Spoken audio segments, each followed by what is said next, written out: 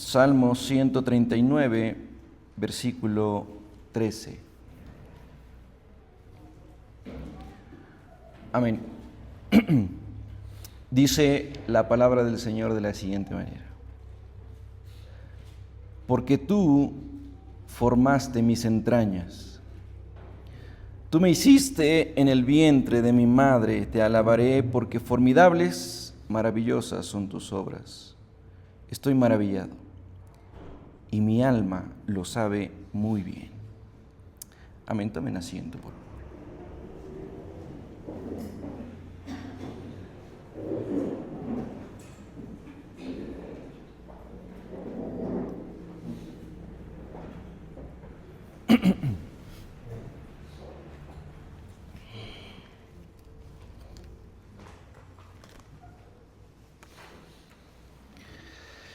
Muy bien, mis hermanos, vamos a hacer una pequeña introducción a lo que vamos a hablar el día de hoy. No soy una persona mística, llamémoslo así, ¿no? Pero hoy en la mañana, ayer en la noche y hoy en la mañana, me di cuenta por qué hubo tantas trabas, mis hermanos, para poder preparar el sermón. Y yo quiero que ahí donde ustedes están, mis hermanos, pongamos este tiempo en manos del Señor, y que Él sea tomando el control de este tiempo, mis hermanos. Amén. Bendito Rey y Dios Todopoderoso, venimos ante tu presencia. Perdona nuestros pecados, nuestras faltas y nuestras rebeliones, Señor. Padre Santo, sabemos que tu palabra es verdad. Usa, Señor, mi vida para hablar solamente tu palabra, Señor. Ayúdanos, Padre Santo. Sabemos que la victoria es tuya, Señor. En el nombre de Cristo Jesús. Amén y amén. Bien. He titulado, como el sermón anterior, hablamos acerca de la masculinidad bíblica, justamente por un tema de Juan, por un tema de nuestro Señor Jesús, topamos el tema de la masculinidad bíblica y más adelante seguiremos hablando acerca de lo mismo. Sin embargo, mis hermanos, durante el estudio de esta semana, el Señor ha puesto en mi corazón a hablar acerca de la feminidad bíblica, de la distorsión de la feminidad bíblica. Y fue justamente leyendo este texto, el Salmo 139, versículo 13, donde el salmista reconoce algo que es sumamente importante y sumamente cuestionado hoy. Porque tú formaste mis entrañas, dice el salmista. Tú me hiciste en el vientre de mi madre. Y luego viene una alabanza. Y le dice, te alabaré porque formidables, maravillosas son tus obras. Estoy maravillado. Y una afirmación, y mi alma lo sabe muy bien. Bueno, nuestra alma o el alma del mundo no lo sabe ahora muy bien. Las obras de Dios no son formidables ni maravillosas, son equivocadas. Y si es verdad que la unión entre un hombre y una mujer produce un nuevo ser, este ser viene de una manera equivocada. ¿No es cierto? El día de ayer, Andresito se ha esforzado muchísimo conmigo y ha puesto en la pantalla algunas cosas. La primera es, ¿podemos ponerle la primera imagen? Este hombre es Bruce Jenner. Tal vez algunos lo conozcan. Este hombre se casó 3 veces. Tuvo 6 hijos. y ganó 2 medallas de oro en las Olimpiadas en un deporte llamado decatlón. Mis hermanos, el decatlón es un evento, podríamos llamarlo muy varonil. 10 disciplinas en 2 días. Este hombre no fue un hombre cualquiera, mis hermanos. Este hombre fue un hombre esforzado y disciplinado. No es cualquier deporte. Ahora, como Andresito pasará en la siguiente imagen, es una mujer. Kenneth Jenner se llama ahora.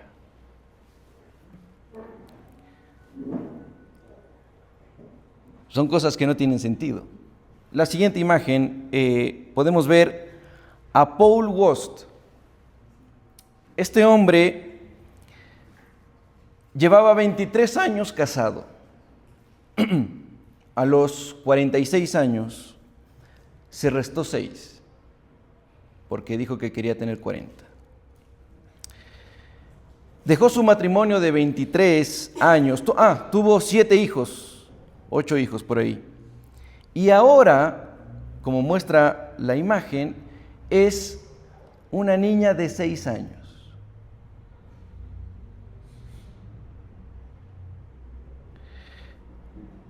Sus hijos han intentado suicidarse varias veces. Han intentado contactarlo. Su esposa ha intentado contactarlo. Pero de un rato para otro desapareció. Incluso lo dieron por muerto. Hasta que en las redes sociales empezó a aparecer como una niña de 6 años. Y cuando quisieron contactarlo y avisarle que sus hijos estaban tratándose de suicidar, uno llegó gravemente al hospital. Lo que dijeron es que estaban haciendo violencia contra una niña de 6 años. En la siguiente imagen aparece la actriz chilena Daniela Vega. Esta aparente mujer es un hombre, ganadora de los premios Oscar en el año 2018. A los 15 años ella decidió que iba a ser una mujer y recibió el apoyo de sus padres. Y ahora es un orgullo de Latinoamérica haber recibido un premio Oscar y especialmente una mujer transgénero, orgullo de la comunidad LGBTI. Mis hermanos, estos pequeños ejemplos son lo que en el argot popular llamamos la punta del iceberg. ¿Y por qué se le llama la punta del iceberg? Porque es algo pequeño que se ve, solo son 3 ejemplos. Y ejemplos, mis hermanos, la verdad, bastante sencillos para todo lo que ocurre el día de hoy en el mundo entero, mis hermanos. Pero lo que está realmente debajo, lo que realmente no se ve, es mucho peor. Y viene atacando a toda la familia, viene atacando a nuestros hijos y se ha mezclado incluso dentro de la iglesia. Y ha atacado a las mujeres, especialmente a las mujeres creyentes. Pero ¿cómo llegamos aquí, mis hermanos? ¿Cómo llegamos hasta este punto? ¿Cómo el mundo llegó hasta este punto? Y si bien es cierto, mis hermanos, yo voy a hablar acerca de la feminidad bíblica, no soy una mujer. Y es por eso que he escogido muchos textos bíblicos, bastantes textos bíblicos. Aquí tiene que hablar la Biblia más que mi experiencia.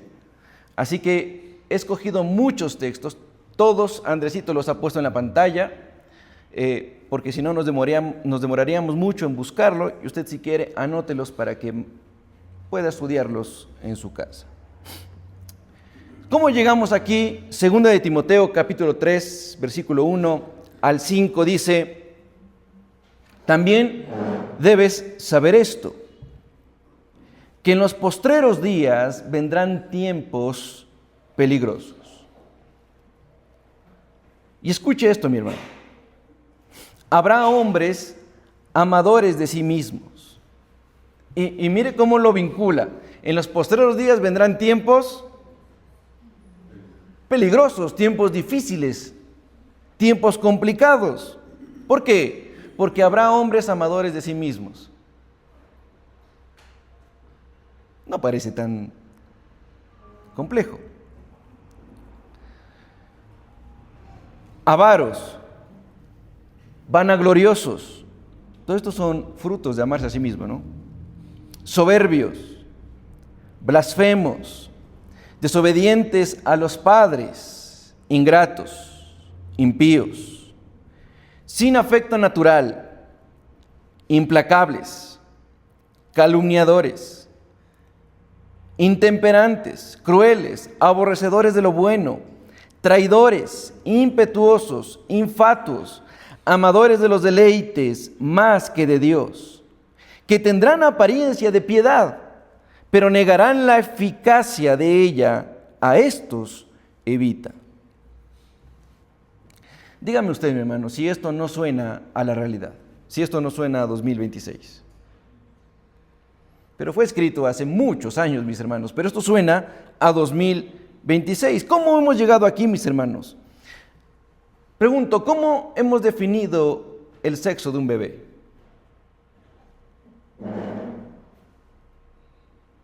Aquí hay una doctora. ¿Cómo se define el sexo de un bebé? Viendo su anatomía. Punto. Apenas nace, usted ya puede saber qué sexo es un bebé. Hoy, su sexualidad es interna. Su sexualidad es interna, lo que está afuera solo es un estuche. Pero, ¿quién es el que asigna el sexo? Dios. Es aquel que asigna el sexo al hombre o a la mujer. Mis hermanos, me voy a meter aquí un poquito en un tema filosófico, solo por mencionar ciertas cosas. El gnosticismo. Mucho hemos hablado acerca del gnosticismo, lo hemos nombrado. El gnosticismo, entre otras cosas, cree lo siguiente, y lo voy a leer. Dice, el mundo material creado, la materia, es mala, dice el gnosticismo. El mundo material creado es malo. Y por tanto, está en oposición al mundo del espíritu. Solo el espíritu es bueno, dice el gnosticismo. El mundo material creado es malo y por tanto está en oposición del mundo espiritual, porque solamente el mundo espiritual es bueno. ¿Esto es verdad? Sonaría un poco a verdad. Pero mis hermanos, esto es totalmente en contra de la palabra de Dios y esto es con lo que luchó Juan. Cuando usted lee la primera carta de Juan, usted se va a dar cuenta de lo que Juan está hablando acerca de lo creado y acerca de lo espiritual. La no materia, dicen ellos, tiene valor espiritual. La materia es totalmente sin valor.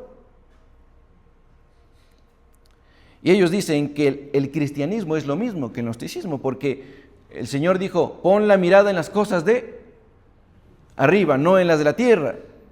¿Se parece? Se parece, pero es distorsionado, mis hermanos. En el gnosticismo, ¿por qué? Porque en el gnosticismo no se trata de pecado, sino que se trata de ignorancia.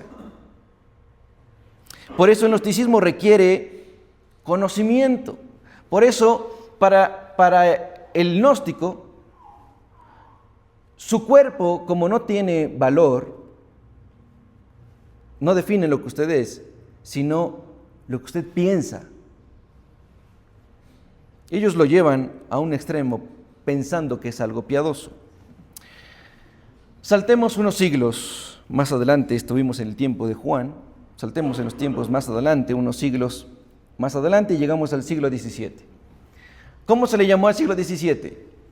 La era de la razón, o la edad de la razón, donde Dios fue quitado totalmente de la ecuación humana y nació lo que conocemos como el materialismo, el racionalismo, el naturalismo y todo, y algunos ismos más.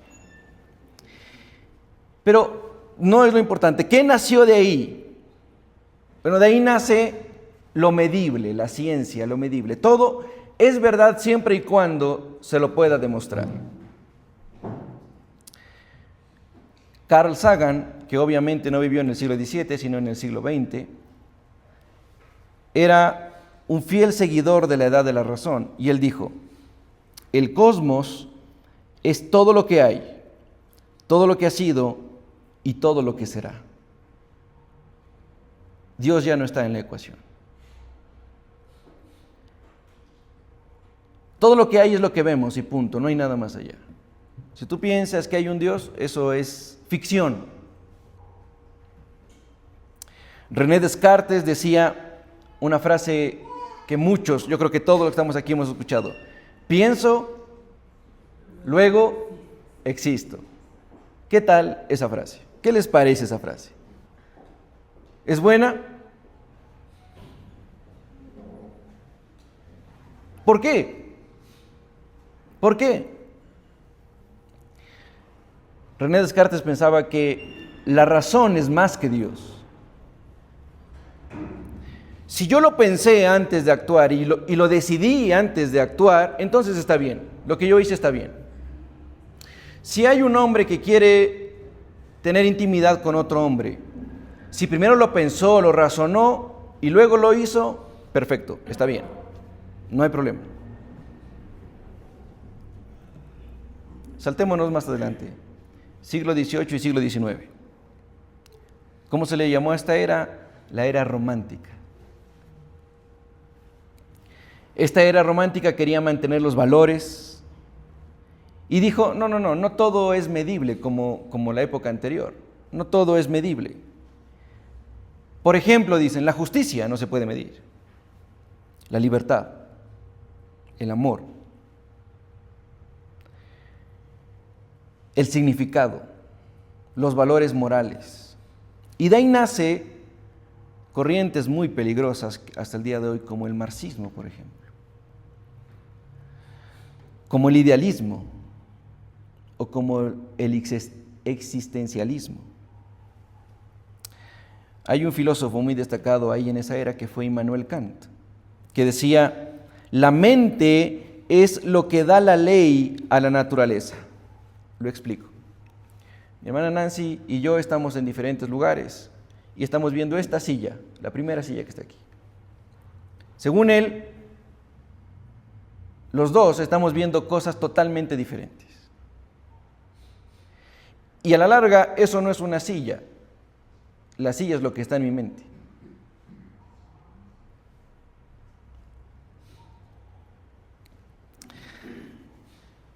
Ahí nace la llamada la fundación para la verdad, es la imaginación. Y empieza la era del postmodernismo. Pero ahora sí, voy a hacer aquí un corte. Pastor, venimos a escuchar la palabra de Dios, no historia y filosofía. ¿Por qué vemos esto el domingo? Pastor, yo quiero la palabra de Dios. Sí, mis hermanos, justamente por eso es que hago esta introducción, porque vamos a hablar única y exclusivamente de la palabra de Dios. Pero necesitamos saber qué fue lo que pasó, por qué llegamos hasta este punto. Mateo 10, versículo 16, que también está en la pantalla, dice: he aquí, yo os envío como a ovejas en medio de lobos. Sed pues prudentes como serpientes y sencillos como palomas. Mi hermano, estamos rodeados de esto. Estamos rodeados de esto. Necesitamos saber todo esto para no caer en las artimañas del enemigo. Pastor, ¿es realmente necesario que yo sepa todo esto para no caer en las artimañas del enemigo? Sí, mis hermanos, si la Biblia lo dice. Más adelante vamos a verlo. La Biblia lo dice textualmente, mis hermanos. Textualmente. Así que, aclarado esto, avancemos un poquito más. Siglo XX. Y empieza el relativismo moral. Ahora todo es relativo. Hay desacuerdos morales profundos y generalizados donde la verdad o la justicia de los juicios morales no es absoluta, sino relativa.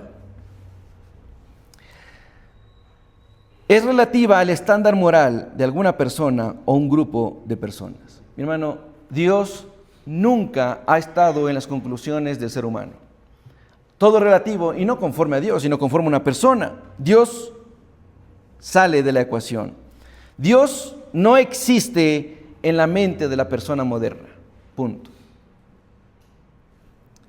Dios no existe en la mente de la persona moderna.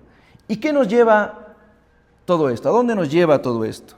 Bueno, a la teoría de la persona. Pregunto, mis hermanos, ¿la persona tiene derechos morales y legales? Vean, otra cosa que iba a decir, cierto. El anterior domingo y no fue como un sermón normal, ¿sí? Fue como una charla bíblica, donde obviamente impartimos el Evangelio. Hoy vamos a impartir el Evangelio, pero vamos a hacerlo igual que el anterior domingo. Entonces les pregunto, ¿la persona tiene derechos morales y legales? Bien, es verdad, sí. Entonces llegaron a la conclusión de que el cuerpo es un organismo prescindible. ¿Qué quiere decir esto? Se puede prescindir del cuerpo. Ahora se lo puede mutilar para que tú seas lo que quieres ser. Porque te crees una mujer. El feto, por ejemplo. El feto es un humano biológico, pero también es un intruso para la mujer. Entonces se puede abortar. ¿Cuál es el concepto ético? Ético. Que sirve para poder abortar. Las mujeres, especialmente el feminismo, dice, el feto es un humano, pero no es una persona. Así que se puede prescindir de él. ¿Y qué pasó con el género durante todos estos años? En el pensamiento moderno, el género es un producto de la influencia de la materia. La materia ha influenciado al género. Entonces, como la gente dice que soy un hombre, yo tengo que portarme como un hombre así no quiera. Llegó la era del posmoderno. El género es una construcción social ahora.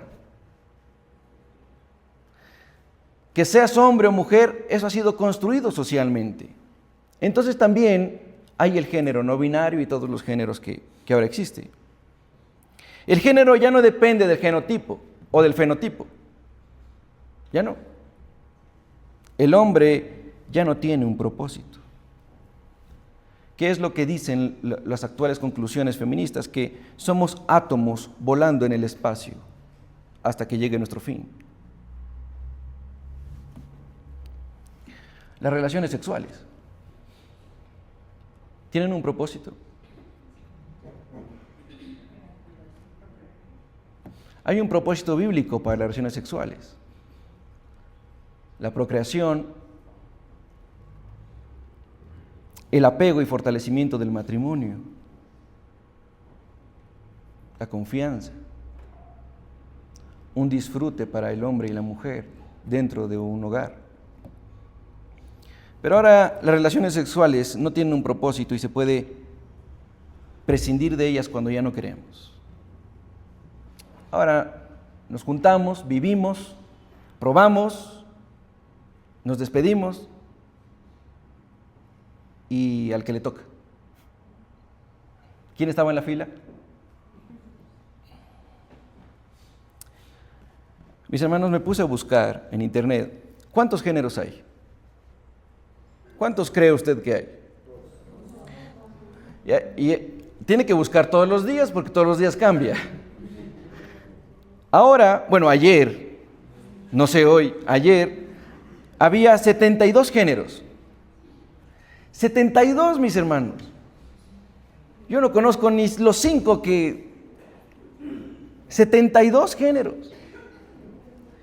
Y hay de 21 a 24 tipos de identidades. Romanos capítulo 1, versículo 20 al 23 dice: porque las cosas invisibles de Él, su eterno poder y deidad, se hacen claramente visibles desde la creación del mundo, siendo entendidas por medio de las cosas hechas, de modo que no tienen excusa. Pues habiendo conocido a Dios, no le glorificaron a Dios, ni le dieron gracias, sino que se envanecieron en sus razonamientos y su necio corazón fue entenebrecido. Profesando ser sabios, se hicieron necios y cambiaron la gloria de Dios incorruptible en semejanza de imagen de hombre corruptible, de aves, de cuadrúpedos y de reptiles. Por eso ahora tenemos Terian y tantas cosas. ¿Por qué, mis hermanos? ¿Por qué pasó todo esto? Y para entender lo que pasó esto es necesario regresar a Génesis. Por eso veremos hoy muchos textos bíblicos acerca de Génesis. Porque en el Edén, Adán y Eva quisieron ser como Dios. En el Edén, Adán y Eva quisieron ser como Dios. Juan 5, versículo 40 dice: y no queréis venir a mí para que tengáis vida. ¿Por qué? Juan 3, 19. Y esa es la condenación, que la luz vino al mundo y los hombres amaron más las tinieblas que la luz, porque sus obras eran malas. Han cerrado afuera el portón.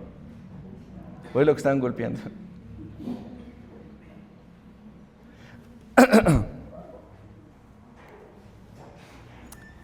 Entonces, mis hermanos, ya, volvamos acá, solamente van a abrir el portón. Entonces, después de esta larga introducción, mis hermanos, y un poco rara introducción, vamos a comenzar con una pregunta. ¿Cómo comenzó la corrupción en el hombre? ¿Cómo comienza la corrupción en el hombre? Adán y Eva no creyeron en la verdad de Dios. ¿En qué creyeron? En la mentira de la serpiente. Y nació la corrupción a partir de ese día. Dios crea al hombre y a la mujer con el mismo valor, ¿verdad? Sí, pero con roles muy distintos, muy diferentes. Eso lo vimos también la semana pasada. ¿Cuándo nació el feminismo? Algunos dicen que la primera ola del feminismo fue en 1843. Pero yo creo, mis hermanos, que la primera ola del feminismo nació en Génesis capítulo 3. Mira lo que dice Oseas 4, versículo 6. Mi pueblo fue destruido porque le faltó conocimiento.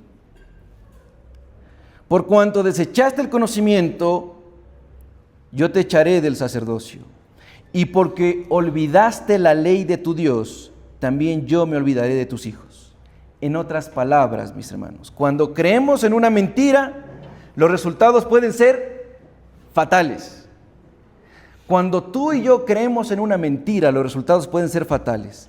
Porque el pueblo es destruido por falta de conocimiento. Mi hermano, tenga esto en su mente durante el resto del sermón. Porque el pueblo es destruido por falta de conocimiento. Cuando creemos en una mentira, los resultados pueden ser fatales. El feminismo dice que está luchando por derechos iguales. Y eso es una mentira, mis hermanos. Y un engaño. En 1958 se lanzó una moda en la cual todos hemos caído. La moda unisex. A través de la revista Life. ¿Quién no ha ido a comprar algo y dicen, no, esto es unisex? Se puede poner tanto hombre como mujer. Piensa en eso, mi hermano. ¿O no? Tanto hombres como mujeres ya pueden usar camisas, camisetas, pantalones jeans, tenis, y no iba a haber de ahí en adelante ningún problema. Y nosotros lo vemos normal. Pero mis hermanos, ese fue el inicio. Con la moda unisex se inauguró, dice, la segunda ola del feminismo y la peor. En ese tiempo se tradujo un libro del francés al inglés llamado El segundo sexo, escrito por Simone de Beauvoir. Luego, Betty Friedan escribió La mística del feminismo y al mismo tiempo se desarrollaron los anticonceptivos y fueron libres para cualquier persona. Ese fue el nacimiento de la segunda ola del feminismo. Pero no todo es mentira en el feminismo, ¿o sí? Por ejemplo, se dice que el hombre y la mujer tienen el mismo valor. ¿Es verdad? Es bíblico. Se dice que tienen los mismos derechos. ¿Es verdad? Es justicia. Se dice que al mismo trabajo, mismo sueldo. ¿Es verdad? Es justicia. El problema es que después se dijo, como son iguales, entonces los roles se pueden intercambiar. ¿Cuál es la realidad? Que la mujer no quiere ser igual. Mujeres, ustedes quieren dominar a los hombres. Así me hacen los hermanos. No hablan porque la mujer está al lado. Pero mis hermanos, en la naturaleza pecaminosa del hombre, de la mujer quiere dominar al hombre. Algunos lo han logrado.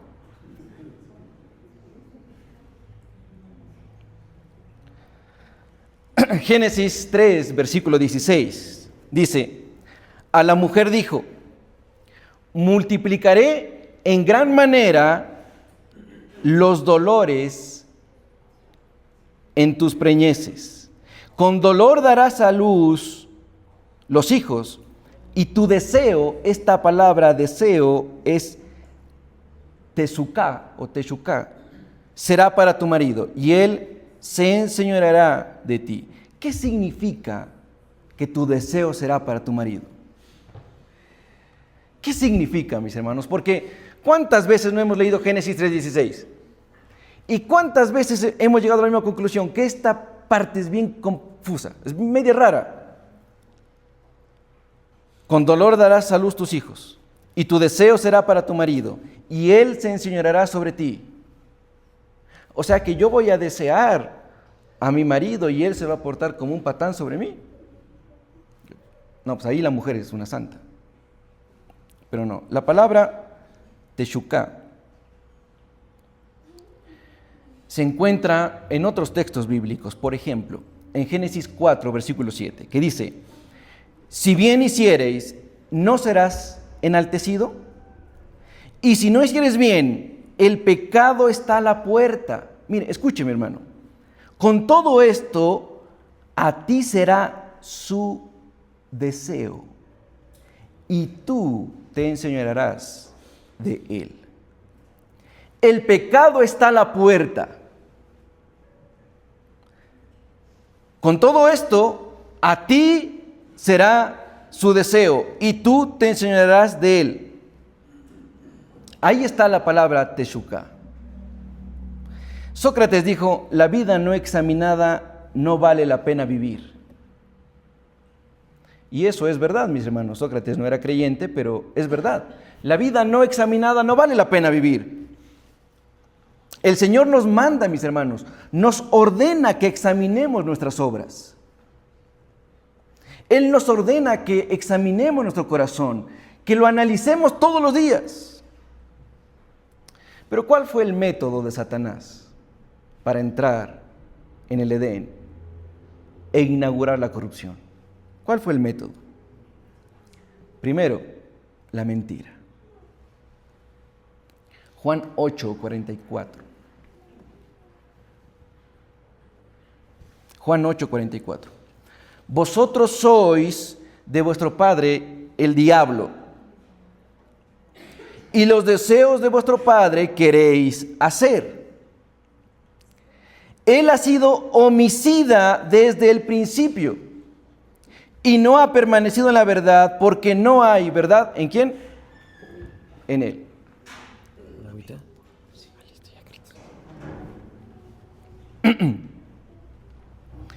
La mentira, mis hermanos. Satanás ha sido mentiroso desde el principio. Cuando habla mentira, dice de suyo habla, porque es mentiroso y padre de mentira. Esto es interesante, mis hermanos. El mundo sabe que mentir es malo, ¿verdad? El mundo secular lo sabe. ¿Sí o no? El mundo secular sabe que mentir es malo.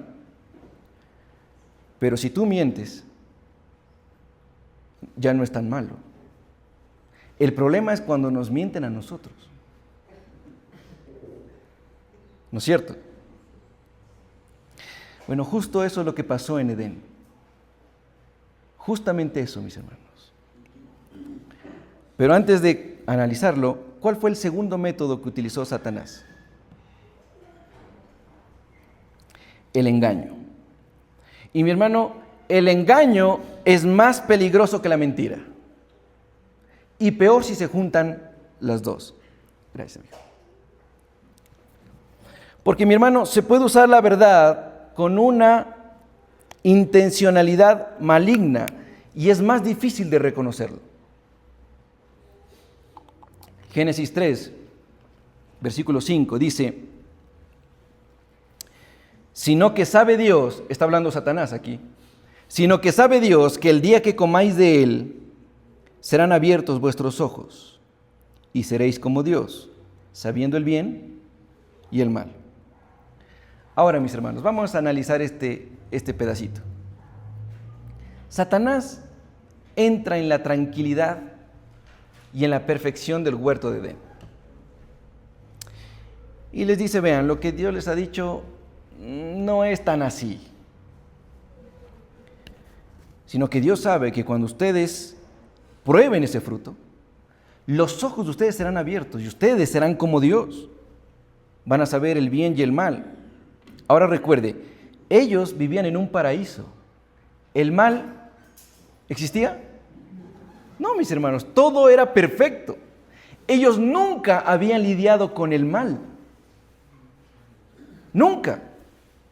Dios los creó hombre y mujer. Nunca lidiaron con el mal. Una vez escuché a un pastor que dijo, no lidiaron con el mal desde el principio. Dios no les hizo suegras.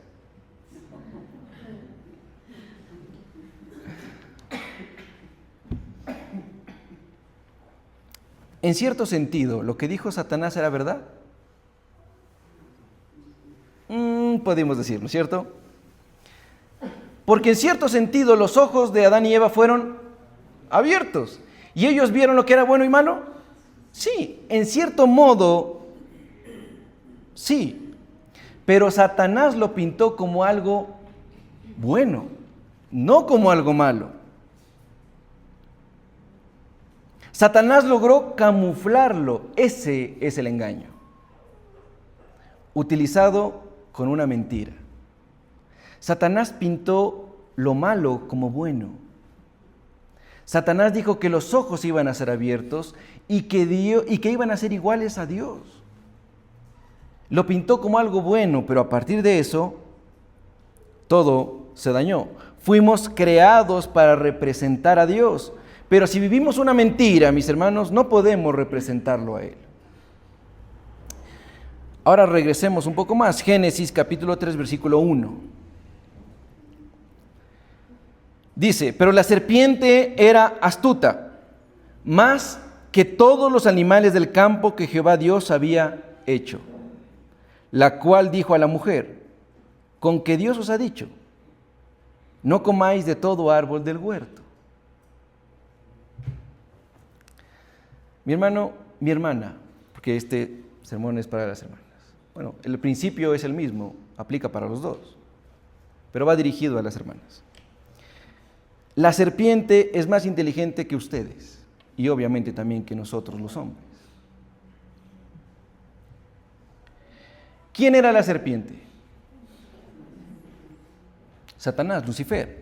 Efesios 2, versículo 1 al 3 dice, y Él os dio vida a vosotros cuando estabais muertos en vuestros delitos y pecados, en los cuales anduvisteis en otro tiempo, siguiendo la corriente de este mundo, conforme al príncipe de la potestad del aire, el espíritu que ahora opera en los hijos de desobediencia, entre los cuales también todos nosotros vivimos en otro tiempo. ¿Quién es el príncipe de este mundo? Satanás. Satanás. Ahora, una pregunta, mis hermanos, una pregunta. Si Dios está en control de todo, ¿cómo Satanás llegó a tener tanto poder? ¿Te has preguntado eso? Yo sí me lo he preguntado, mis hermanos. Si Dios está en control de todo, ¿cómo Satanás llegó a tener tanto poder? ¿Será que se le salió algo de control a Dios?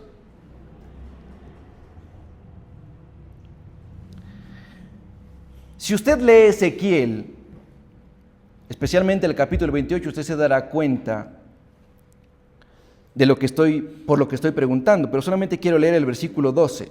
Dice, tú eras el sello de la perfección, lleno de sabiduría y acabado de hermosura. ¿De quién está hablando? Está hablando de Satanás. Isaías 14:12 dice, como has caído del cielo, oh lucero de la mañana, hijo de la aurora, has sido derribado por tierra, tú que debilitas a las naciones. Mis hermanos, Satanás es poderoso. Y no debemos negar el poderío de Satanás. ¿Qué harías tú si te enfrentas a Satanás? ¿Te gana? Hermanos, algunos lo atan, lo pisan, lo encadenan y lo botan. Pero mi hermano, si Satanás se te presenta frente a ti, tú eres hombre muerto, a menos que Dios intervenga. Porque mi hermano, tú y yo en nuestras fuerzas, ni al más débil de los demonios podemos hacerle frente, a menos que Dios intervenga. Pero más poderoso es el que mora en nosotros que el que está en contra de nosotros. Primera de Juan, capítulo 5, versículo 19, dice, sabemos que somos de Dios y el mundo entero está bajo el poder del maligno. No, yo no, pastor. Yo no estoy bajo el poder del maligno, perdóneme. Yo vivo en otra dimensión. El hombre natural, mi hermano, el hombre natural no tiene opción de no pecar. El hombre natural solamente va a escoger cómo pecar. Pero aquel que es creyente, nosotros que somos creyentes, tenemos la opción de no pecar. Porque el Espíritu Santo vive en nosotros. No porque el poder sea nuestro, sino porque el Espíritu Santo vive en nosotros. ¿Cómo lo hace? Segunda de Corintios, capítulo 4, versículo 4. En los cuales el Dios de este siglo, ¿quién es el Dios de este siglo? Satanás. El Dios de este siglo cegó el entendimiento de los incrédulos, para que no le resplandezca la luz del Evangelio de la gloria de Cristo, el cual es la imagen de Dios. Satanás tiene tanto poder que cegó el entendimiento de los incrédulos, pero no es más poderoso que aquel que mora en nosotros. Y eso debemos recordarlo siempre. Mi hermano, Satanás con todo su poder, tiene que pedir permiso a Dios para actuar, ¿o no? Vaya a ver Job, capítulo 1, por ejemplo, versículo 12, donde Satanás viene a pedir permiso a Dios. ¿Para qué? Para atacar a Job.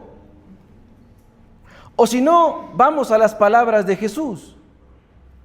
Cuando le dice a Pedro, Simón, Simón, Satanás os ha pedido para zarandear. Yo me imagino a Pedro asustado escuchando esas palabras, pero tú, Señor, le dijiste que no, ¿verdad?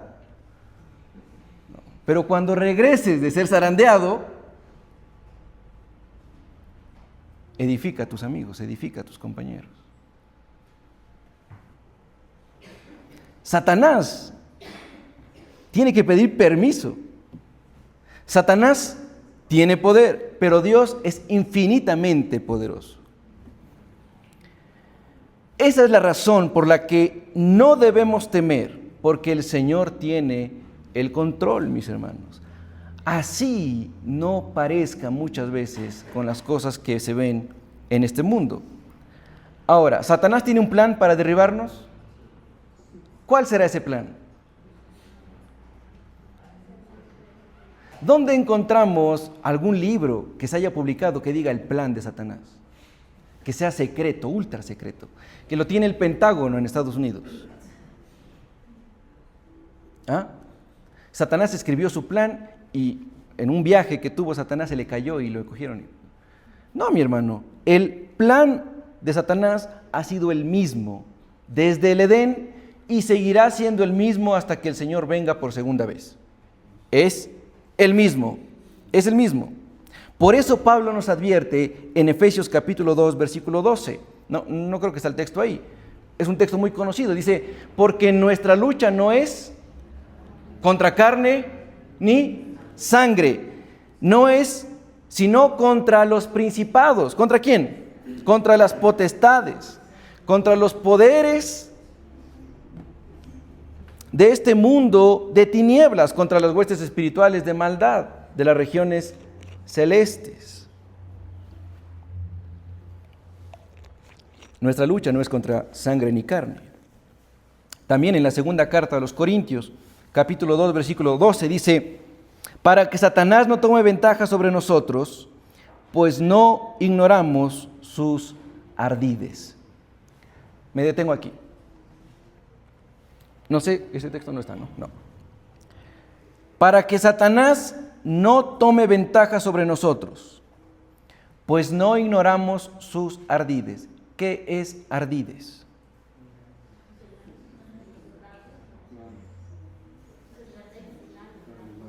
Sus planes, sus estrategias, su modus operandi, la astucia que ha tenido Satanás. Por eso, mi hermano, al principio hice una introducción desde Génesis, pasando por etapas filosóficas del mundo y llegando hasta nuestro tiempo. Porque es importante que tú y yo entendamos cuáles son las artimañas del enemigo. ¿Para qué? ¿Para qué las conocemos? ¿Para saber más? No, mis hermanos, para no caer en sus trampas. Continuemos. Génesis 1:27. Ese texto sí estaba. Génesis 1:27. Y es la creación del hombre. Dice, y creó Dios al hombre.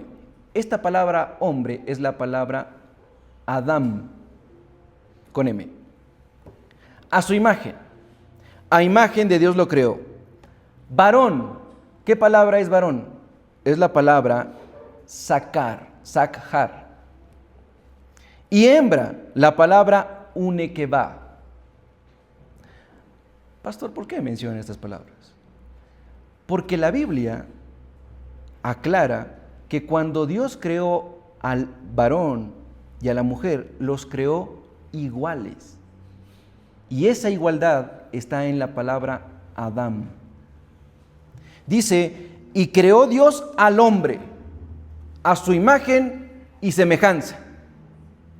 Esta palabra hombre es Adam. A su imagen y semejanza creó al varón y también a la hembra. Es lo que está diciendo la Biblia. Que Dios los creó iguales, pero con diferentes roles, con diferentes funciones.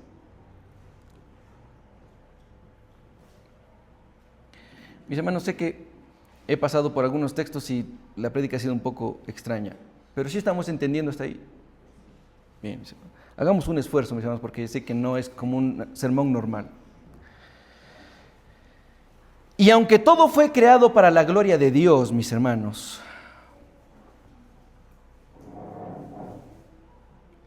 a ver, mejor hagamos esto. Dios creó al hombre a su imagen y semejanza. Creó al varón y a la hembra. ¿Para qué? ¿Cuál es el propósito del hombre? Hablando de mujer, glorificar a Dios. Y esto vimos el miércoles, de lo que se perdieron el miércoles. Porque dijimos, vivimos para la gloria de Dios. ¿Qué es vivir para la gloria de Dios? Si la gloria es intrínsecamente a Dios, decimos que Él está lleno de gloria. ¿Cómo vivimos para la gloria de Dios? Bueno, ya se perdieron el miércoles, porque no les voy a decir hoy. Pero si vivimos para su gloria, la Biblia dice que todo fue creado para la gloria de Dios. Dice que todo ser que respire, alabe y glorifique a Dios. ¿Qué de diferente entonces el hombre y la mujer? ¿Por qué nosotros tenemos que vivir para la gloria de Dios si los animales que fueron creados y que tienen vida y respiran están para la gloria de Dios? ¿Cuál es la diferencia entre nosotros? ¿Por qué nosotros valemos más que un perro? Porque nosotros fuimos los únicos creados a la imagen y semejanza de Dios. ¿Qué significa eso? Usted y yo somos representantes de Dios aquí en la tierra. Tenemos una posición totalmente diferente a toda la creación. ¿Te das cuenta de semejante tarea que tenemos? ¿Tú vives en representación de Dios aquí en la tierra? La gente que te rodea ve a Cristo en ti. ¿Te das cuenta de la tarea, mi hermano, tan compleja?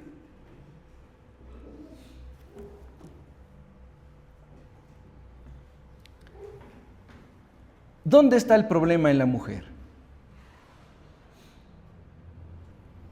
El problema en la mujer está en la palabra sumisión. Y vamos avanzando. Génesis capítulo 2, versículo 18.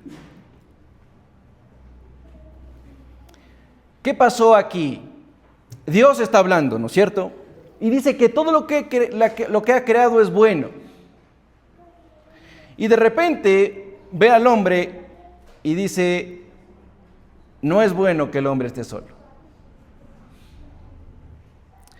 Por lo tanto, dice, le haré ayuda idónea. La palabra ayuda es la palabra eser, y la palabra idónea, que enego. Ya vamos a ver por qué. Y Dios le hace ayuda idónea antes o después de la caída. Antes de la caída. Dios le hace ayuda idónea antes de la caída.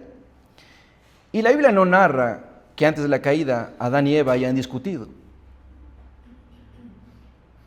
¿O sí? No. Porque la sumisión, mis hermanos, la sumisión fue creada antes de la caída. Para la mujer obedecer la sumisión antes de la caída era sencillo. Así como para el hombre liderar y proteger era sencillo.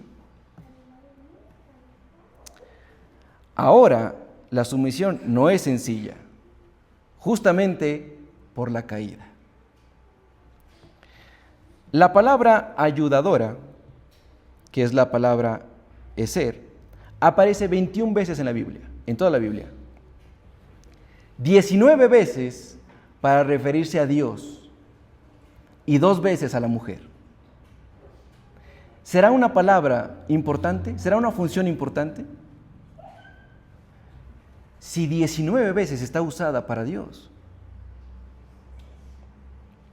Por lo tanto, es una palabra y una tarea muy importante. La palabra idónea es la palabra espejo. Cuando tú te ves en el espejo, eres tú, ¿no es cierto?, el que está ahí, pero al revés, ¿no es cierto? Opuesto. Es como que tú levantas la mano derecha, él está levantando la mano izquierda. Vemos un reflejo. Bueno, la palabra idónea es la palabra espejo. Es igual pero opuestos. Le haré ayuda idónea. Por lo que el hombre y la mujer fueron creados para encajar perfectamente. Ese es el diseño que Dios quiso. Pregunta, pero, ¿por qué creó Dios dos seres tan diferentes y espera que vivamos en armonía? ¿Por qué? ¿Por qué creó dos seres tan distintos y ahora espera que vivamos en armonía? Mis hermanos, Dios es completamente infinito, ¿verdad? Nosotros somos seres finitos, tenemos límites. ¿Cómo tú y yo podemos representar a Dios, a ese Dios infinito aquí en la tierra? Porque mi hermano, tú y yo fuimos llamados a ser representantes de Dios en la tierra. ¿Cómo tú representas a un Dios infinito? Dios, en su infinitud, creó dos sexos que tendrían características compartidas respecto a Dios. ¿Cuáles son las características del hombre y cuáles son las características de la mujer? La escritora Katy Cheraldi, que es la esposa del pastor Miguel Núñez, escribió un libro que se llamó Revolución Sexual. Y ahí hace un ejercicio, mis hermanos. Y voy a esto avanzar rápidamente porque sé que es complejo, mis hermanos, lo que estamos hablando. Y dice, el hombre tiene poder, según la Biblia. Hace una característica o saca características del hombre y características de la mujer y las compara con Dios. Dice, porque somos hechos a su imagen y semejanza, ¿no es cierto? Dice, el hombre tiene poder. Dios es todopoderoso. El hombre es racional y pensador. Proverbios dice que de Dios viene la sabiduría y la inteligencia. El hombre tiene liderazgo. Dios lideró al sacar al pueblo de Egipto, al pueblo de Israel de Egipto. Dice que Dios hizo al hombre como un proveedor físico. Dios mandó lluvias y estaciones fructíferas. Dice que Dios hizo al hombre como un protector físico. Se dice de Dios que es padre de los huérfanos y defensor de las viudas. De la mujer es amorosa. Dios es amor, dice la primera carta de Juan. Es ayudadora. Mateo 23, 37 dice que cuántas veces quise juntar a tus hijos como las gallinas juntan a sus polluelos debajo de sus alas. La mujer fue hecha para mantener la paz. Dios es el príncipe de paz. Así que hay características, imagen y semejanza de Dios, tanto en la mujer como en el hombre. En otras palabras, tanto el hombre como mujer tenemos características de Dios, obviamente con nuestras limitaciones, pero si Dios fue quien nos hizo así, nuestro deber es representar de esa manera a Dios aquí en la tierra. Y tal vez hay hombres que escuchando esto dicen, pero bueno, pastor, yo fallo en el liderazgo, yo no soy un buen líder.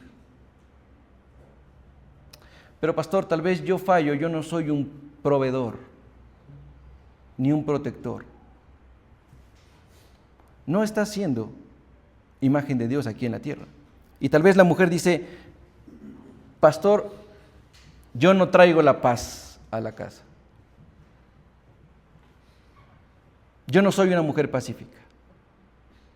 Bueno, no está siendo imagen y semejanza de Dios.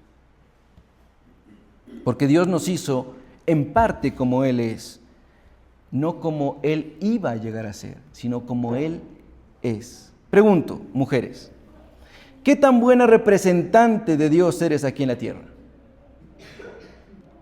Solo las mujeres. ¿Qué tan buena representante de Dios eres aquí en la tierra? Leo, mis hermanas. amorosas, ayudadoras, mantienen la paz, mantienen la calidad emocional, son protectoras de las emociones, son compasivas. ¿Cómo estás representando a Dios en tu hogar, mi hermana? Bien, hasta aquí, esa es la verdadera igualdad bíblica, no la del feminismo. Pregunto, mi hermano, ¿qué opinión tuvo Adán sobre el valor de Eva? ¿Qué opinaba Adán sobre Eva? ¿La Biblia lo dice? ¿La Biblia dice lo que opinaba Adán de Eva? Sí, mis hermanos, sí lo dice. Vamos a verlo. Recuerden que Dios llevó a todos los animales delante de Adán, ¿no es cierto? ¿Para qué? Para que le ponga nombre, ¿no es cierto? Y en el hebreo, no me voy a meter ahí, mis hermanos, ya he hablado mucho de esto, pero en el hebreo la idea es que Dios llevó a parejas delante de Adán para que les ponga nombre, tanto al macho como a la hembra, ¿sí? De ahí es que, por eso al final de ese texto dice, y al final no se encontró ayuda para Adán. Por eso, porque Dios llevó en parejas a todos los animales. Bien. Adán acabó esa ardua tarea de ponerle nombre a todos. Yo me imagino y especulo, ¿no? Que Adán dijo, ya bueno, caballo, yegua, león, leona, ya y ta. Y al final, ¿y yo?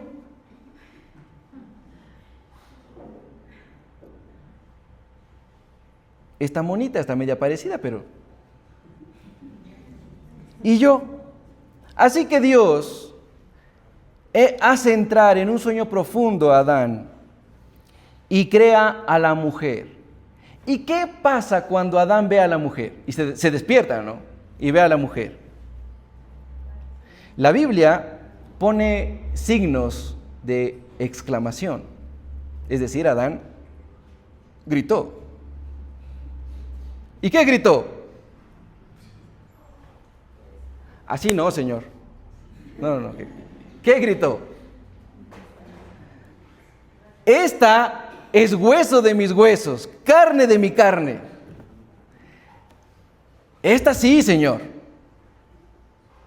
Esta sí me gustó.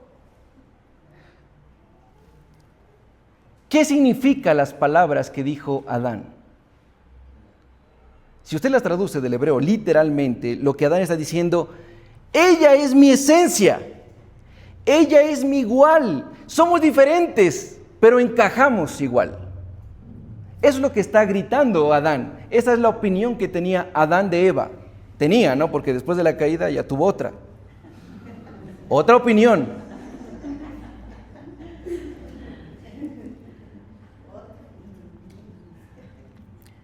El problema es que nosotros malentendemos la sumisión.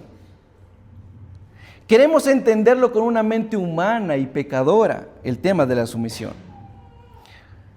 Lo que se debe entender espiritualmente.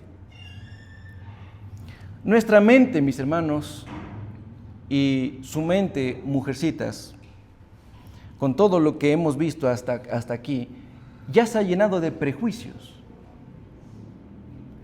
Mira, ¿cuántas mujeres se atreven a opinar de la Biblia sin leerla?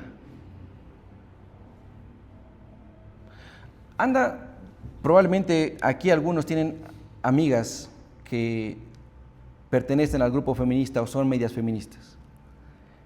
Estas mujeres opinan de la Biblia. ¿Y la han leído? No. Estoy seguro de que no la han leído.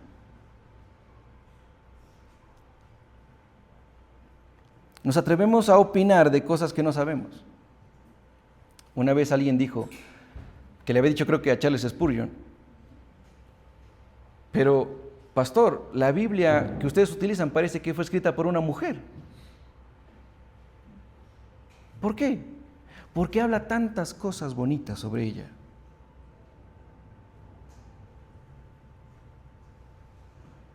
Queremos entender lo espiritual con nuestra mente humana que está llena de perjuicios. de prejuicios. Pero mi hermano, mi hermana, especialmente a los jóvenes, que a veces son los que más preguntas tienen y empiezan a cuestionar a Dios en todo. Si no van a tener la valentía, la dedicación, el coraje, la disciplina para leer tu Biblia, no te atrevas a opinar de un Dios santo. ¿Cómo eran las características del primer matrimonio?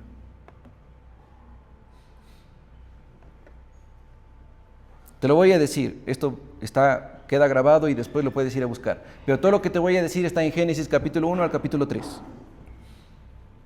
Y la Biblia dice esto, que el primer matrimonio eran iguales en dignidad, tenían roles diferentes, aceptaban sus roles, confiaban el uno al otro, se valoraban mutuamente, tenían la misma meta, trabajaban en equipo y eran inocentes. Pero, ¿qué ocurrió en esa pareja después de la caída? Bueno, en la historia Dios desciende y pregunta, ¿no es cierto?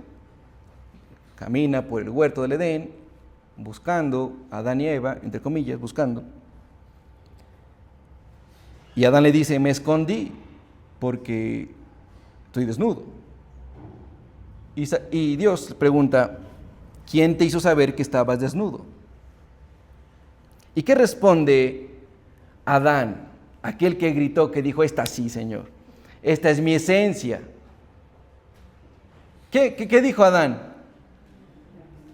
La mujer que tú me diste por compañera, me hubiese quedado solo.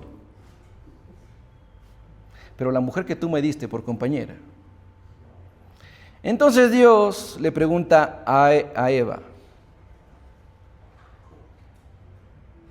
¿qué has hecho? Y Eva dice, la serpiente, Señor. Ninguno aceptó su culpa, como ahora. Ninguno aceptó su culpa. ¿Qué se acabó ahí? ¿Se acabó la confianza? ¿O no? Se anuló la valoración mutua. Ya no se valoraban. Se echaron la culpa. Los roles que tenía cada uno fueron despreciados. Por eso Dios le preguntó a Adán primero. Se acabó la inocencia. Y para el colmo, para Adán, la cabeza de ese matrimonio, quien tenía la culpa era Dios. Y ahí es donde todo cambió, mis hermanos. ¿Cuál es el rol del hombre?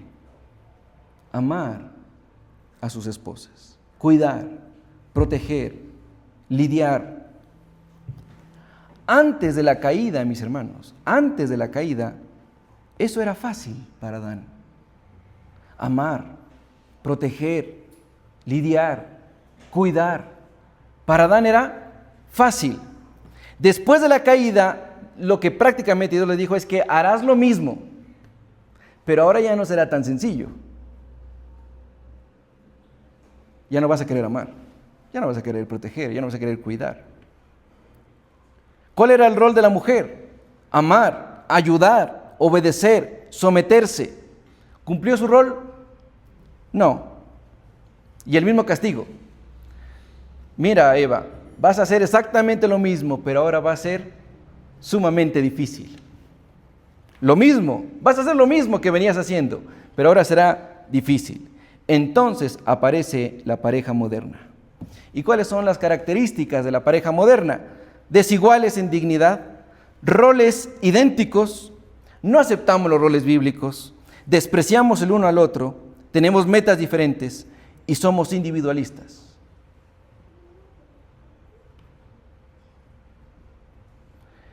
Hermanas, no vale la pena batallar contra Dios. Siempre vas a terminar perdiendo, porque estás luchando contra el diseño de Dios. Escucha algo interesante. Génesis capítulo 1, versículo 28 dice, la Biblia dice, que Dios los bendijo, ¿no es cierto? ¿Y qué les dijo cuando los bendijo? Sed fecundos, llenad la tierra y sojuzgadla, ejercer dominio. Pregunto, ¿a quién le dijo? ¿A Adán? ¿A Eva? ¿A quién le dijo?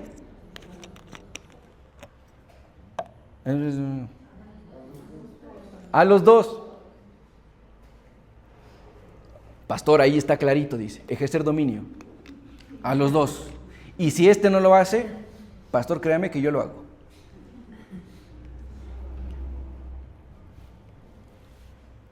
Les dijo a los dos. Los dos estaban llamados a dominar, pero de maneras diferentes. Y mira, la Biblia lo que es increíble, increíble. Utiliza dos palabras para el esposo y para la esposa, que son parecidas. Para el esposo, ish, y para la esposa, isha. Ish significa raíz fuerte, isha, raíz suave, porque vino del hombre. Si tú las unes, son complemento.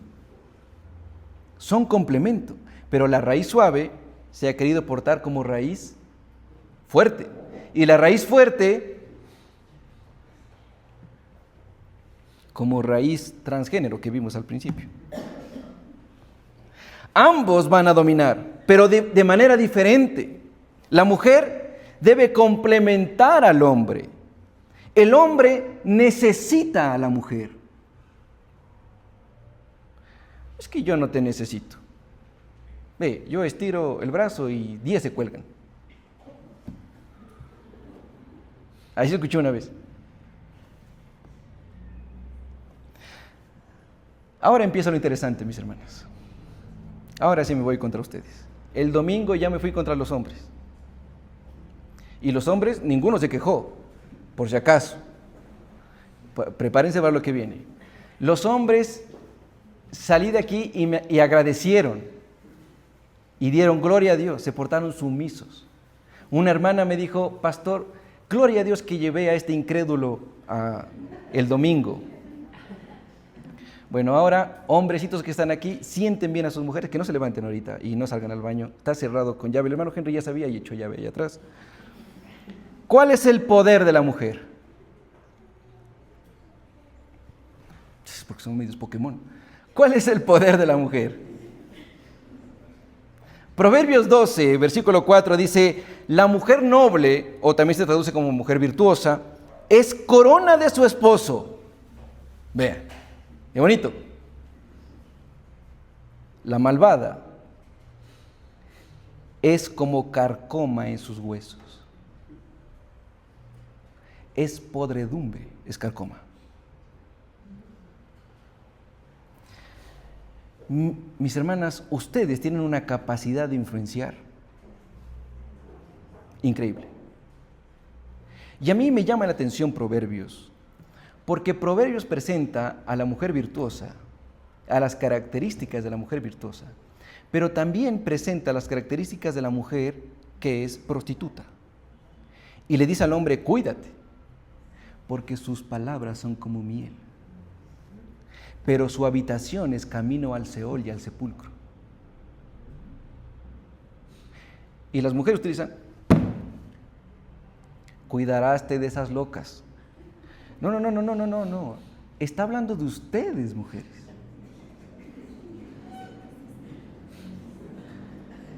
¿Tú vas a ser como la mujer de Proverbios 31 o como la mujer de Proverbios 7?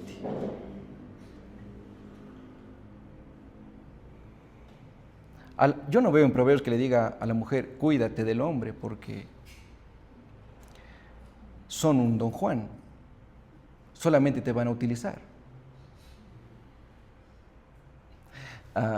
Yo estaba leyendo, mis hermanos, y a veces yo me río solito porque converso conmigo mismo y soy medio loco. Y leía Proverbios y decía, acabé de leer todo el libro de Proverbios, ¿no? Ahí está. El hombre es el inocente.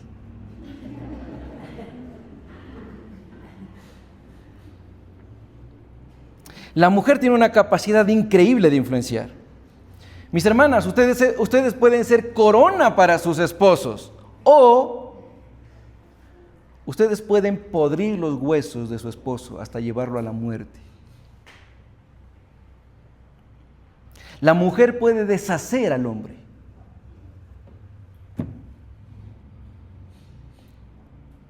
¿Por qué? A ver, una pregunta, otra pregunta. Yo me he preguntado esto, no sé si ustedes también.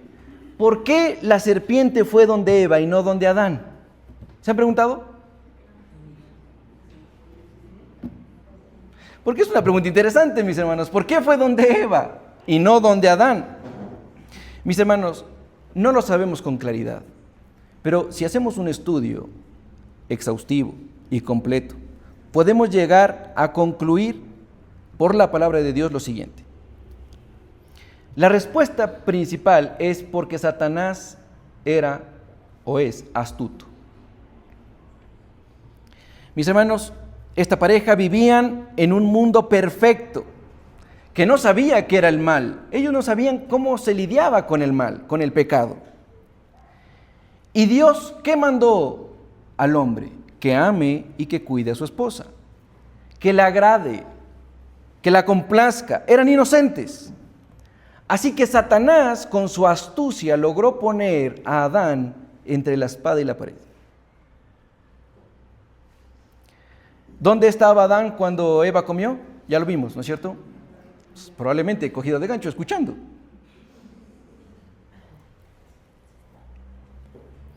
Lo puso en una posición tal que Adán tenía que escoger entre agradar a Dios o agradar a su esposa. ¿O no?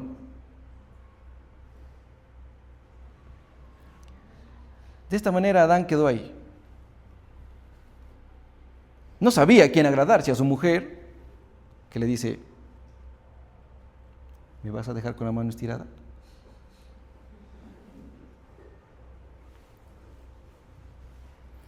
Y la mujer sabía cómo influenciar.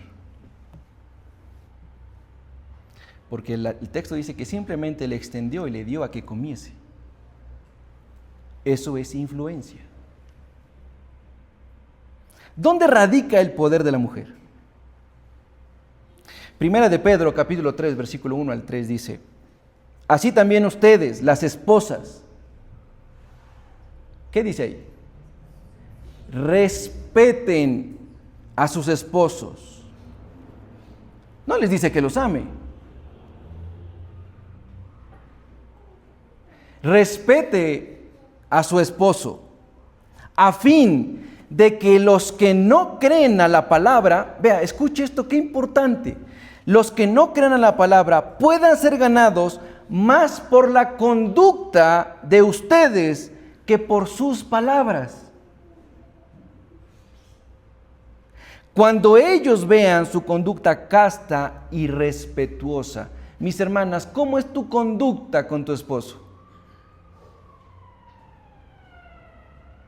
Verá, pastor, yo soy educada, tranquila, pero es que este no merece que yo sea educada y tranquila. Este entra por aquí y le sale por acá. ¿Cómo se comportan las mujeres con sus esposos? Vean, señoras, somos diferentes, somos muy diferentes. Nos mandan a comprar 5 huevos y 2 leches, venimos con 5 leches y 2 huevos. ¿Cómo reacciona la mujer? Nada puedes hacer. ¿En qué estarás pensando? ¿En quién estarás pensando? Esposas, respeten a sus esposos.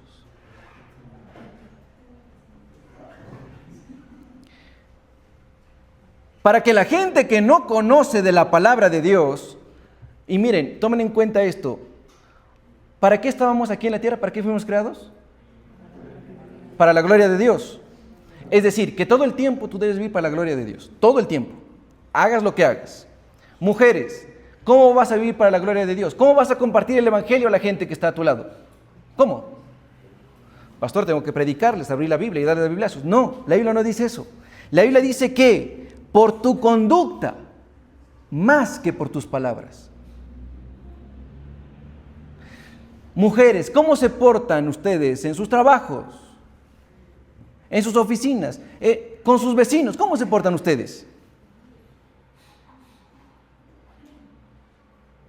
¿Ustedes son las ojos de águila de sus barrios?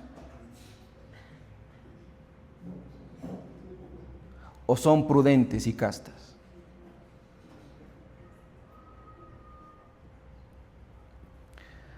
Por la forma en cómo Dios creó a la mujer tiene poder en su conducta. En su conducta. ¿Cómo es tu conducta? ¿Cómo eres cuando estás estresada?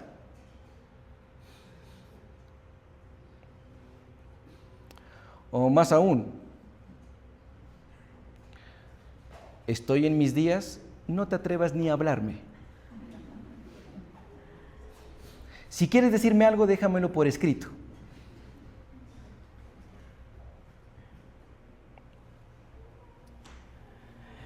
Hermana, si tú haces lo que estás diseñada a hacer correctamente, eso es un arma poderosa en las manos de Dios. La función que Dios ha puesto en ti, tu conducta, es un arma poderosa en las manos de Dios. Caso contrario, serás carcoma. No hay otra opción, mis hermanas. La mujer tiene un poder enorme, enorme. Proverbios 14:1 dice, la mujer sabia edifica su casa. Hasta ahí nomás nos gusta el texto. Pero la mujer necia, con sus manos la derriba.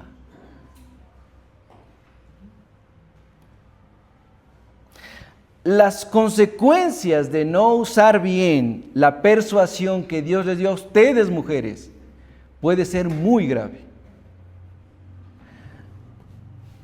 Históricamente, ¿por qué han caído los grandes imperios? Por una mujer.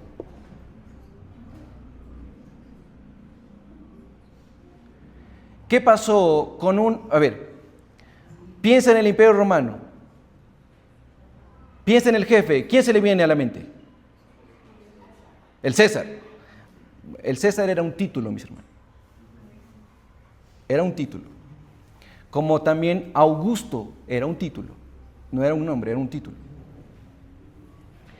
Pero si usted piensa en la persona más despiadada que tuvo el Imperio Romano, el imperio más grande, no fue un hombre. Fue la emperadora Julia. Y ayer hablamos justo con Ray y con Vane. Julia. La mujer más terrible que iba a conocer el Imperio Romano. De ella se sabe porque Galeno escribió de ella.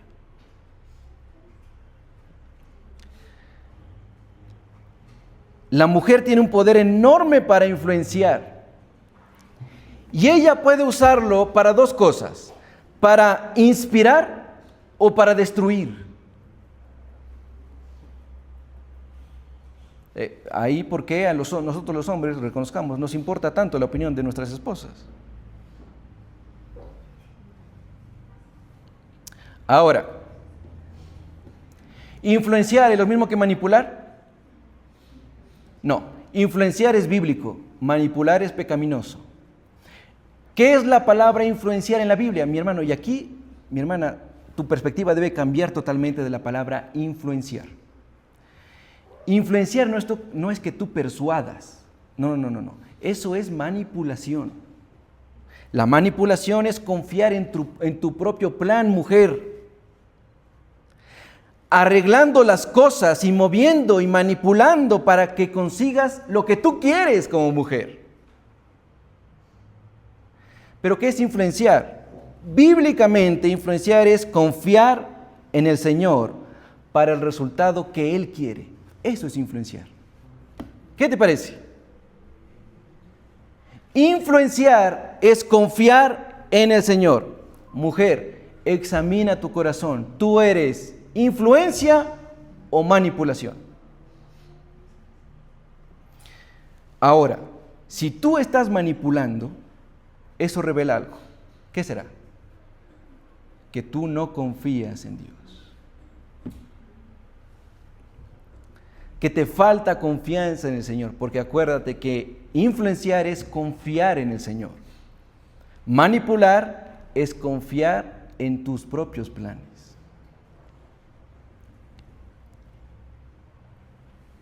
Tú puedes decir, pastor, yo no soy una manipuladora. Yo no soy una manipuladora. Y que, sino que mi esposo le diga. Dirás la verdad.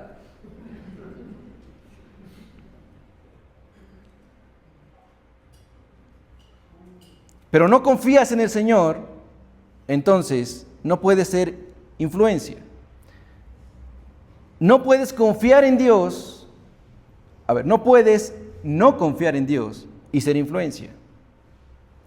Las dos tienen que ir de ley de la mano.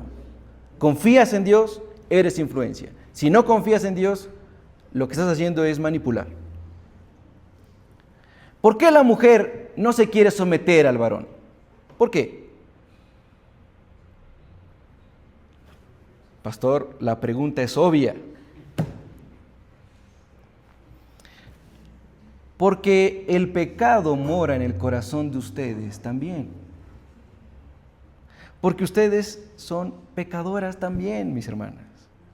También se equivocan, aunque no parezca, pero se equivocan. Porque la mujer no vive bajo los preceptos divinos. Filipenses 2, versículo 3 dice, no hagan nada por contienda o por vanagloria.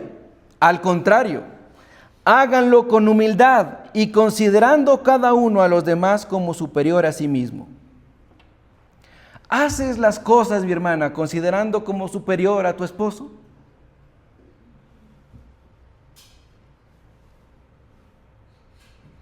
Sí, pastor.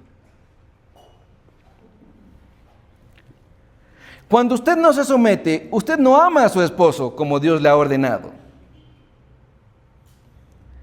Usted puede amarlo a su manera, que no es la manera en que Dios ha ordenado. Hermanas, pregunto, a las hermanas, no me contesten los hombres, las hermanas, y quiero que me contesten en voz alta. ¿Jesús se sometió al Padre? Juan 6, versículo 38 dice, he descendido del cielo no para hacer mi voluntad, sino la voluntad del que me envió. Pregunto, ¿Jesús es inferior al Padre? Perfecto, Juan 10, 30, ustedes saben bien la Biblia, ¿ven? Yo y el Padre somos uno. Hermanas, ¿deberías imitar a Jesús? ¿Por qué no te sometes?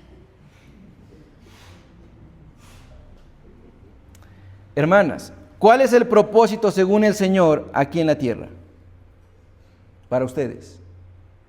La Biblia dice ser embajadoras de Él. Honrarle en obediencia a su palabra. Pastor, se lo prometo, se lo juro, este no merece que yo me someta. Y es verdad, y yo también estoy de acuerdo. Nosotros no merecemos que ustedes se sometan, pero Dios sí. Y ustedes son imitadoras de... Punto. Así que nosotros no nos merecemos, es verdad. Pero lo haces por obediencia a Dios. Es una orden de Dios, no de tu esposo. El propósito del matrimonio bíblico es glorioso, mis hermanos. Primero, es demostrar la relación entre Jesús y la iglesia. Ese es el propósito del matrimonio, demostrar la relación de Jesús con la iglesia. Tú puedes ver Efesios capítulo 5, versículo 31 en adelante. ¿Y cuál es el segundo propósito del matrimonio? La santificación. La santificación. Cristo amó a la iglesia y se dio a sí mismo por ella. ¿Para qué? ¿Qué dice la Biblia? Para santificarla, a fin de presentársela a sí mismo una iglesia pura, sin mancha. Han pasado miles de años de rechazo al Señor Jesús y Él sigue siendo firme y fiel a su iglesia. ¿Qué te parece? Hermanas, otra vez, ¿Cuál es el propósito de tu vida? Una vez le pregunté esto a una hermana, ¿cuál es el propósito de tu vida? Tener la razón, dijo. ¿Lo está logrando? Siempre, pastor. ¿Será tener la razón o mostrar la gloria y el amor de Cristo a un mundo perdido?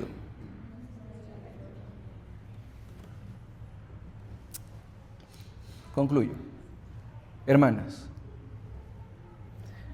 Dios utiliza lo que ustedes tienen a mano para tumbar los gigantes que hay en sus vidas. Hermanas, en ustedes el pensamiento es diferente al de los hombres. Nosotros como hombres lo sabemos, que a veces te levantas preocupada. Tus hijos, ¿dónde estarán? ¿Con quién estarán? ¿Qué estarán haciendo?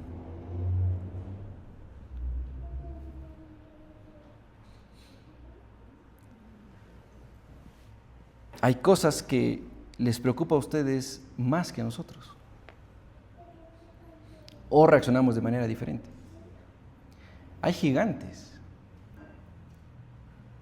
Hay gigantes en las cuales las mujeres tienen que enfrentarse. Pero Dios utiliza lo que ustedes tienen a mano para tumbar los gigantes en su vida. Un sartenazo. No, mis hermanos. No me refiero a eso. Moisés, una vara. Eliseo, una manta. ¿No es cierto? David, una onda. Pero no era ni la vara, ni la manta, ni la onda. ¿Qué era? La confianza en el Dios Todopoderoso. Mujercitas, mis hermanas, el problema de la mujer, y te digo con estadísticas más que el del hombre, es la falta de confianza en Dios. El problema de la mujer es que no confía en Dios. Puedes amar a Dios, decir que lo buscas, pero a veces piensas que tú puedes proteger más a tus hijos de lo que Dios puede hacerlo. A veces piensas que tú puedes controlar más a tu esposo de lo que Dios puede hacerlo. El día de ayer fue un día de bendición, en todo sentido, pero en la noche cuando hablé con Ray y con Vane, Ray trajo como un ejemplo, habían escuchado una prédica en pareja y me trajo un ejemplo increíble, y me quedé pensando en eso, el de un triángulo. Y dice, Ray me decía, el matrimonio es como un triángulo. Dios está en la punta y acá abajo está el hombre y la mujer. Cuando más buscas de Dios, empiezas a subir por el triángulo, estás más cerca de Dios y a la vez más cerca de tu esposo. Buscas más de Dios y estás más cerca de tu esposo y de tu esposa. Ahora, yo lo voy a llevar un poco más allá. Tú como mujer, no buscas de Dios. Están aquí abajo y aquí está el Señor. No buscas, solo busca a Él. ¿Qué va a pasar? Separación. No puede solamente uno buscar de Dios y el otro no. No se puede porque los dos son una sola carne. No se puede. No se puede, mis hermanos. Y al revés tampoco.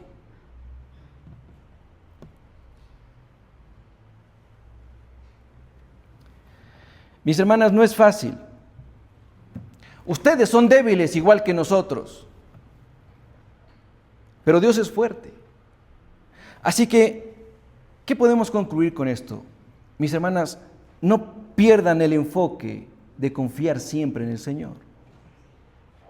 Si tú has puesto a tus hijos en las manos del Señor, por decirlo de alguna manera, has orado y confías en que Él los protegerá, confía en que Él los va a proteger. Pero tú haz tu parte, mi hermana, tú ora, busca, congrégate, confía en que Dios es más sabio que tú. ¿Tienes problemas en tu hogar? Ora, anda de rodillas delante de nuestro Señor. Cuéntale a Él tus penas, tus tragedias. Y confía en que Él hará la obra en Él. No vayas donde tu vecina, no vayas donde tu amiga. El problema de la mujer es que la lengua se le va rápido, mi hermano. La mayoría, porque siempre hay excepciones.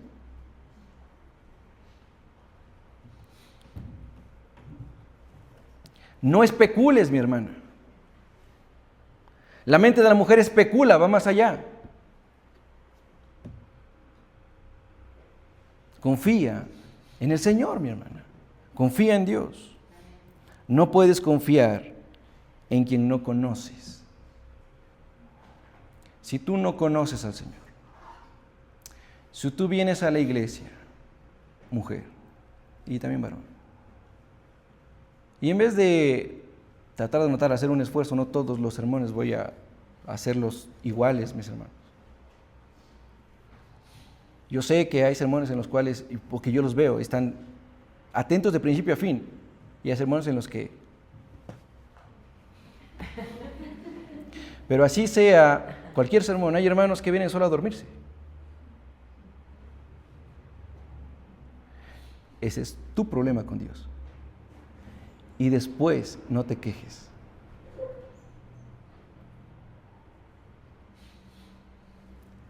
Pastor, es que usted no sabe lo que me quedé haciendo hasta ayer de noche. Ahí está Andrés de testigo. Yo me fui a acostar a las 3 de la mañana. Porque yo tengo un problema.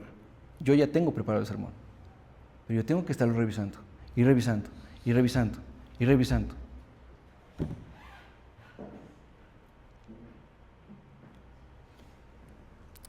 Tú no puedes confiar en quien no conoces. No puedes confiar en quien no conoces. Si tú vas a venir aquí, mi hermano, mi hermana, a cabecear, mejor no vengas. No vengas.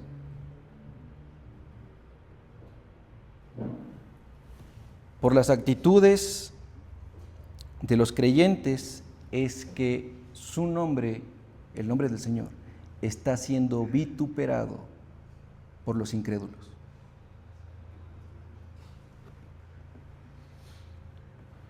Mira, hermano, y no es soberbia que te digo no vengas, no. Dando gracias a Dios, esta iglesia sabe y confía que se sostiene por la gracia y la misericordia de Dios, no por tus ofrendas, ni tus diezmos, ni etcétera, etcétera, etcétera. Si Dios plantó esta congregación, Él la sostendrá. ¿Cómo? No sé, y no me preocupa, porque Él es el que lo hace. Hasta aquí nos ha sostenido. Y cuando Él quiera deshacer la iglesia, lo hará. ¿Y qué podemos hacer nosotros? Nada. Llévate esto. No puedes confiar en quien no conoces. Póngase sobre sus pies, mis hermanos.